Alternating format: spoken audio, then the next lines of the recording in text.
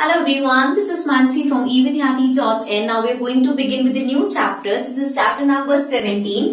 Forest our life line. So forest क्या होते हैं सबको पता है. देखो पता तो हमें होता है फॉरेस्ट क्या होता है. मैं किसी भी बच्चे से पूछूंगी उसको कहेगा हाँ मुझे पता है. बट जब हम उसको डिफाइन करने पे आते हैं ना तो वर्ड समझ नहीं आते कि हमें पता तो है क्या है लेकिन हम उसको किस तरह से लिखें. तो अगर इस टाइप का कोई क्वेश्चन आ जाता है तो आंसर तो पता है बट उसको किस फॉर्म में लिखा जाए वो नहीं समझ आता. तो यहाँ पे मैंने काफी सारे ऐसे पॉइंट्स दिए हैं जिसको आप डेफिनेशन की तरह समझ सकते हो या आप यूज कर सकते हो ऐसे किसी आंसर में. So a forest is an area or a part of the land that is covered with trees and a wide variety of plants. तो फॉरेस्ट एक ऐसा पार्ट ऑफ लैंड है जहां पे बहुत सारे ट्रीज होते हैं और बहुत वैरायटी ऑफ प्लांट्स होते हैं. Correct. Then forests form a complete ecosystem that include various living organisms such as trees, shrubs, plants, microorganisms, wild animals and birds. तो फॉरेस्ट जो होते हैं वो एक कंप्लीट इकोसिस्टम बना लेते हैं जिसके अंदर बर्ड्स हैं, ट्रीज हैं, प्लांट्स हैं, वी हैव वाइल्ड एनिमल्स है, वहां पे माइक्रो ऑर्गेनिजम्स है. तो बेसिकली ये सारी चीजों का कॉम्बिनेशन है, पूरा एक इकोसिस्टम है. There are different kind of forests present on the earth depending upon the geographical and climatical conditions of a particular region. अब फॉरेस्ट भी ऐसा नहीं होता कि हर रीजन में एक ही तरह का फॉरेस्ट होते हैं. अलग अलग तरह के फॉरेस्ट होते हैं. ट्रॉपिकल होता है, रेन फॉरेस्ट होता है. सो ये सब हम आगे चैप्टर में अगर आपके सिलेबस में है तो हम उसको ज्यादा डेप्थ में रीड करेंगे. वरना बस आपको पता होना चाहिए कि क्लाइमेटिक कंडीशन के हिसाब से हर रीजन में फॉरेस्ट अलग अलग होते हैं. Okay. Then forests serve various purposes for human being as well as nature. Hence they are important resource. तो ये भी एक important resource है नेचर का क्योंकि वो ह्यूमन बींग्स के भी बहुत सारे पर्पसेस को फुलफिल करता है एंड नेचर के भी बहुत सारे पर्पसेस फुलफिल करता है. सो यहाँ पे अभी सिर्फ हम डेफिनेशंस पे फोकस कर रहे हैं. आगे हम इसकी सिग्निफिकेंस वगैरह सब कुछ पढ़ेंगे. So now let's get to the next topic.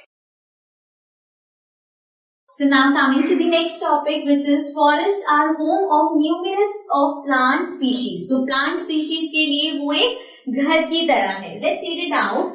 There are different kind of trees found in the forest such as neem, bamboo, fig, amla, etc.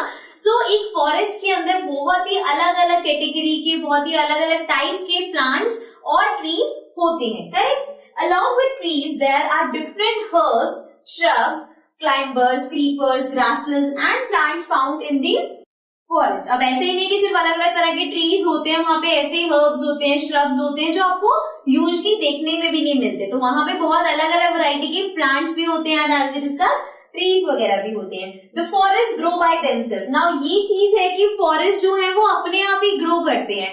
ऐसा नहीं है कि कोई वहां पे जाके देख रहा है कि उनको सही पानी मिल रहा है या नहीं, प्लांट्स को वो सर्वाइव कर पाएंगे, न्यूट्रिशन मिल रहा है, सनलाइट मिल रही है. सो यहाँ पे जो फॉरेस्ट है वो अपने आप ही ग्रो करते हैं. उन्हें कोई जाके हाँ मेंटेनेंस होती है बट कोई वहां पे जाके प्लांट्स ऐसा नहीं है कि वो लगा रहे हैं कि ये ग्रो करें, ऐसा कुछ नहीं है. So they grow by themselves. Then there is no need to plant trees in the forest as the forest provide favorable environmental conditions to plants so that they can germinate and grow on their own. जैसे कि मैं आपको बता रही थी कोई वहां पे रिक्वायरमेंट नहीं होती कि फॉरेस्ट में जाके किसी को ट्रीज या फिर प्लांट्स जाके वहां प्लांट करने पड़ रहे हैं, वो अपने आप ही ग्रो होते हैं. उसका रीजन क्या है कि जो फॉरेस्ट है वो फेवरेबल एनवायरमेंटल कंडीशंस प्रोवाइड करता है जिसकी वजह से जो प्लांट्स है वो खुद ही जर्मिनेट होते हैं एंड खुद ही फर्दर ग्रो होते हैं. Okay.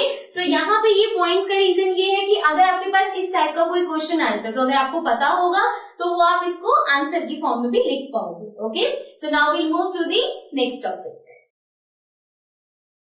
So now coming to the next topic. अब यहाँ पे मैंने दो यहाँ पे टॉपिक्स लिए हैं. One is crown and one is canopy. अब ये क्या है बेसिकली ये आपके पास फिल इन द ब्लैंक्स में या नेम द फॉलोइंग में आ सकते हैं. सो आपको इनकी डेफिनेशंस और इनकी मीनिंग पता होनी चाहिए. So the first one is what is a crown. So यहाँ पे क्योंकि फॉरेस्ट रिलेटेड चैप्टर है तो क्राउन डजंट मीन जो आपका सिर पे पहनने वाला क्राउन होता है बट उससे कुछ कुछ रिलेटेड है. हाउ? Let's see.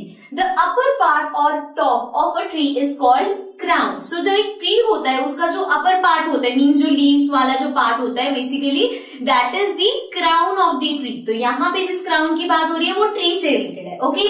अब इस क्राउन की अलग अलग शेप्स होते हैं. जैसी ट्री की शेप होती है उसी तरह से उसकी क्राउन की शेप पे डिपेंड करता है. जैसे कि अगर नॉर्मल इस तरह का ट्री है so that is a round crown. ठीक है। इस तरह से पूरा स्प्रेड हो रहा है तो स्प्रेडिंग हो गया। इस तरह से अगर ट्री है तो पिरामिड की टाइप में है तो इसको हम पिरामिडल बोलते हैं, या फिर जैसे ये जो ब्रांचेस वाला चलता जाता है दैट इज ओपन। सो ये सारी शेप्स है क्राउन की और इसी से ही ट्री की शेप भी डिफाइन होती है। Okay, then the next thing is what is canopy. अब कैनोपी क्या होता है? In the forest, different trees grow tall together and their branches appear as the roof of the forest. As no sky is visible through these trees, this is called canopy. So forest में अगर जैसे अब obviously आप में से शायद कोई गया नहीं होगा इस तरह से forest में, बट क्या होता है कि trees ना बहुत लंबे लंबे एक साथ ग्रो कर जाते हैं। So when you are standing there, तो जब आप ऊपर देखते हो तो सिर्फ ट्रीज नजर आते हैं, वो ऐसा लगता है कि रूफ बनी हुई है, मीन्स एक कवर हो रखा है। सो वो जो हमें उसकी वजह से जो स्काई विजिबल नहीं होता, उस शेप को, उस स्ट्रक्चर को हम बोलते हैं कैनोपी। ओके, सो ये दो वर्ड्स इंपॉर्टेंट वर्ड्स हैं। फिल इन द ब्लैंक्स में आ सकते हैं, नेम द फॉलोइंग में आ सकते हैं, डिफाइन में आ सकते हैं, या इस तरह का 1 मार्क या 2 मार्क का क्वेश्चन भी आ सकता है। तो आपको ये पता होना चाहिए, इनकी डेफिनेशंस भी पता होनी चाहिए। Now will move to the next topic.